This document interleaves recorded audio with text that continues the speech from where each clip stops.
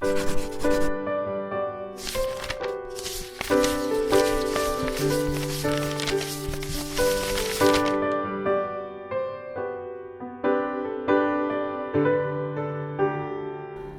a story of a king who is in need of a faithful servant, and two men applied for the position.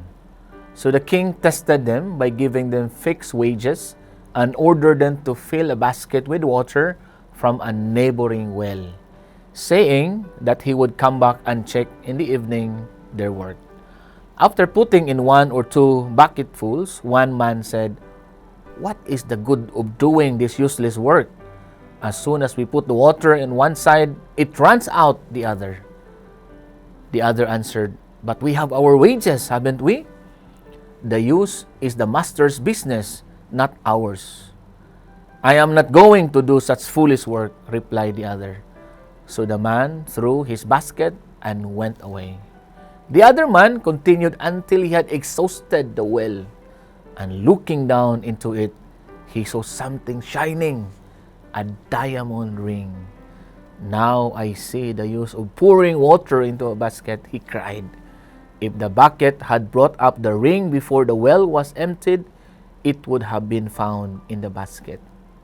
Our work was not useless after all." My dear brothers and sisters, being Christians is about obeying the commands, what the Divine Master is telling us, for He knows what is best for us. We may not be able to understand the reason why things are happening in our life, but just say yes to Him, and pretty sure in due time, we will know and understand. Today, we are standing right at the front door of Christmas, and before we enter, Mary has been presented to us this last Sunday of Advent, and also the 5th day of our Aguinaldo Mass, to be our model.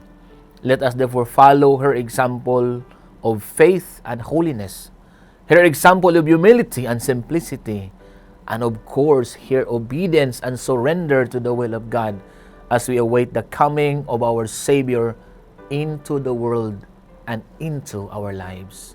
Yes, Mary was also having doubt in her mind, and that is why she asked the angel, "How could this be, since I don't have any relation with a man?"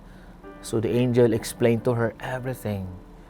And Mary, knowing and recognizing the hand of God behind the message, like any obedient daughter and a woman who indeed was prepared by God despite her lowly beginnings, concedes and allows God to take the better part of her.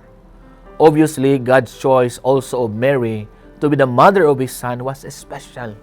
So was her response, her fiat, "Behold, I am the handmaid of the Lord, may it be done to me according to your word." The lesson that we can learn from this gospel is that only those who are truly humble in spirit are open to the divine promptings and are willing to let go of their personal dreams in favor of owning a mission that is indeed given by God. Mary's faith in the divine and openness to God's intervention made her accept freely and unconditionally the greatest challenge given her. Because of Mary's yes, salvation made possible. Let us therefore thank our Blessed Mother for her toughness and courage, for without such, Jesus will not be born human like us. My dear brothers and sisters, God has also chosen all of us for something special. Like Mary, we are also challenged to use our freedom and respond with our yes to God's call. And this is the good news of today. God bless you.